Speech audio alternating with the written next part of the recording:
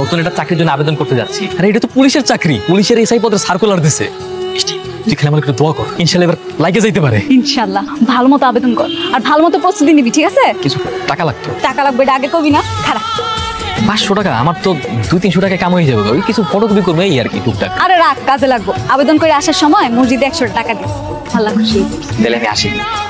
আচ্ছা, পুলিশের চাকরি নিয়ে পরীক্ষা টরীক্ষা দিব, চাকরি বাকরি পাওয়া যায়, তাইলে কি আর তোমার বিয়ে করবো? কেন করবো না? তুমি তো এখন পর্যন্ত হ্যারে কবি নাই যে তুমি হ্যারে ভালোবাসো, হ্যার কাছে বিয়ে বইবার চাও, কইছো? সব কথা সবসময় কওয়া লাগে না। যে যারে ভালোবাসে সে তার মন থেকে বুঝতে পারে যে কি বলতে চায়। ঠিকঠাক মতো আবেদন করছস? হ্যাঁ করছি। চাকরিটা যেমনি হোক তোর কিন্তু পাইতেই হইব। তুই কোনো চিন্তা করিস না, আমি জান লাগাই চেষ্টা করবো। নিজে লেখাপড়া না কইরা ওর লেখাপড়ার খরচ চালানোর লাগা এই যে বছরের পর বছর তুই সবজি ব্যস্ত আছো, এত কিছু করে কি লাভ? ভাবছিলাম তোর চাকরি বাকরি কিছু একটা হইলে তোকে বিয়াটা দিব। ও আমার চাকরি হয়ে গেছে মিষ্টি, আমি তো পুলিশের এসআই পরীক্ষা পাস করে ফেলাইছি। তোর তুই নান পুলিশ। এটা শেষ পরীক্ষা তো নাকি আরো পরীক্ষা আছে? আছে তো, আরো 1 বছরের ট্রেনিং আছে।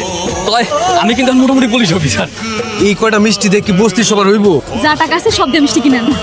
বাজান, আমি কইছিলাম না তো কিনে চাকরিটা হয়ে যাবো। আল্লাহ তো ডাক শুনছে, তোর মনের আশাটা আল্লাহ পূরণ করছে। জলদি জলদি বিয়ার কথাটা সাইডা ফেলেন। তাহলে এক কাজ করি রে মা, কালকে সকালে তুই বাড়িতে গিয়া তোকে বিয়ের ব্যাপারে কথা কইতে। ওখানে কি 1 বছরই লাগবো? হ্যাঁ 1 বছরই তো। ওই 1 বছর পর মনে করে আমগো আশেপাশে কোন একটা জেলাতে পোস্টিং করে। তুই তো ওখানে গিয়ে আমার ভুললেই যাস। আরে না, কি কর, তোর ভূমিকের লেগে। ঠিক আছে যা। তোর বাপে নাকি আমার লাগে তোর বিয়ে ঠিক করছে?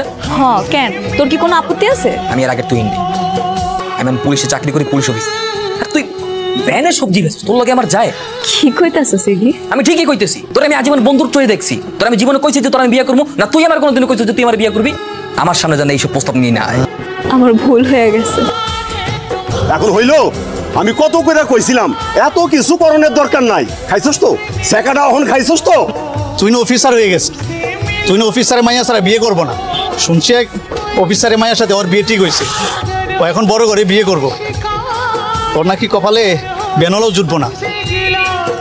বাজান, বাজান, আমি এই বিয়েটা করতে পারবো না। কি পাগলের মতো কথা কইতাছস? আমি এদিকে সবকিছু রেডি করে ফেলাইছি, এখন তুই কইতাছস যে বিয়ে করতে পারব না?